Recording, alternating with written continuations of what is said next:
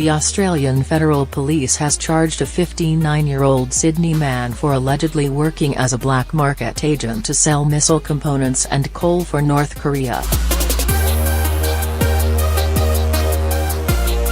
Authorities said it was the first time a person in Australia had been charged with brokering sales and discussing the supply of weapons of mass destruction.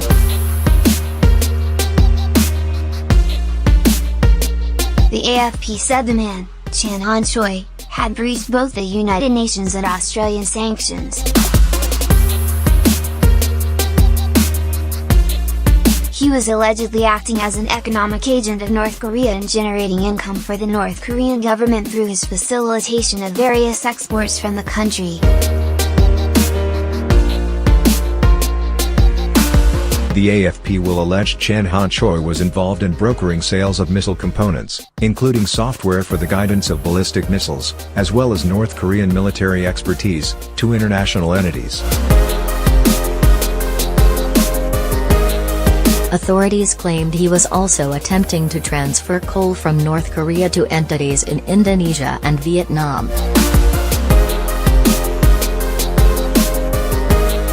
He has lived in Australia for more than 30 years and is believed to be of South Korean descent, but is not a South Korean citizen.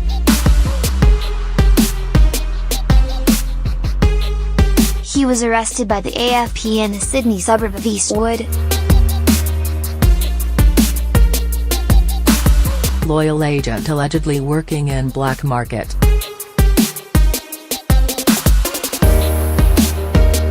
AFP Assistant Commissioner Neil Gauhan said, if successful, the trades could have been worth tens of millions of dollars. However, he clarified there was no evidence of involvement by officials from Indonesia or Vietnam. People trying to use the black market to get things they shouldn't get hold of and receive money in return. This man was a loyal agent of North Korea, who believed he was acting to serve some higher patriotic purpose. I think at the end of the day he would sell whatever he could to make money back for the North Korean government. The AFP said no weapons or missile componentry ever came to Australia, and authorities said there was no threat to the Australian community.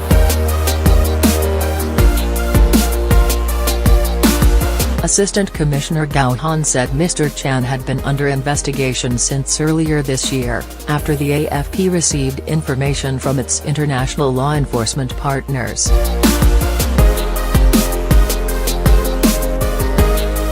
He was arrested and charged in Sydney yesterday and is expected to face Parramatta bail court later today. Prime Minister Malcolm Turnbull praised the AFP and said it was vital sanctions against North Korea were enforced. The more economic pressure that can be brought onto North Korea, the sooner that regime will be brought to its senses, he said.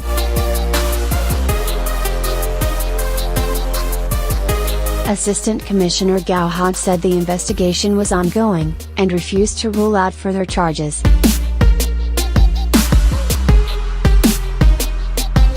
The maximum penalty for the offences is 10 years imprisonment.